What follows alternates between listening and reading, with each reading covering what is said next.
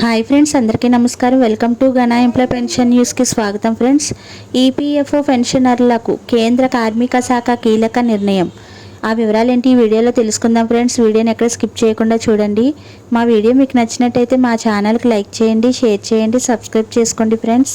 Please friends, ఇక వివరాల్లోకి అయితే వెళ్ళిపోదాం. ఇంటర్నెట్ డెస్క్ ఈపీఎఫ్లో ఎవరు క్లెయిమ్ చేయని మొత్తాలను సంబంధించి కేంద్ర కార్మిక శాఖ కీలక నిర్ణయం తీసుకుంది. భవిష్య నిధి సంస్థ వద్ద పోగుబడిన మొత్తాలను ఆయా చందాదారుల బ్యాంకు ఖాతాలో జమ చేయాలని నిర్ణయించింది. అందులో భాగంగా మొత్తం 31 లక్షల మందికి ప్రయోజనం చేకూరనుంది. తొలి దశలో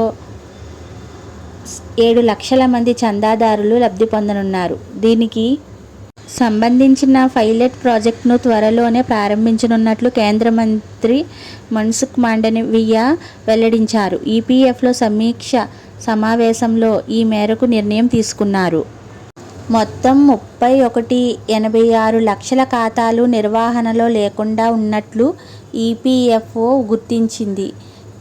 ఇందులో 10.90 కోట్ల మేరకు నిల్వలు ఉన్నాయన్నది అంచనా.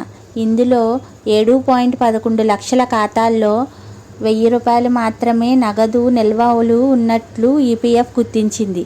ఈ ఖాతాల్లోని నగదు విలువ 30.52 కోట్లుగా ఉంది. సాధారణంగా 3 ఏళ్లు పైబడి ఎలాంటి లావాదేవీలు లేని వాటిని నిర్వహణలో లేని ఖాతాలుగా గుర్తిస్తారు.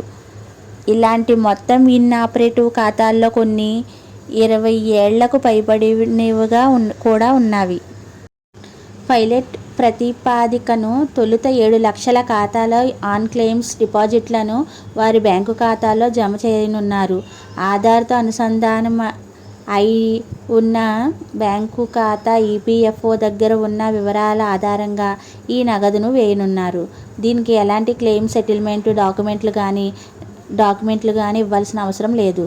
పైలట్ ప్రాజెక్టు విజయవంతం అయితే మిగిలిన 25 లక్షల నిస్తేజ ఖాతాలకు ఆటోమేటిక్గా రిఫండ్ విధానాన్ని అనుసరిస్తున్నారు.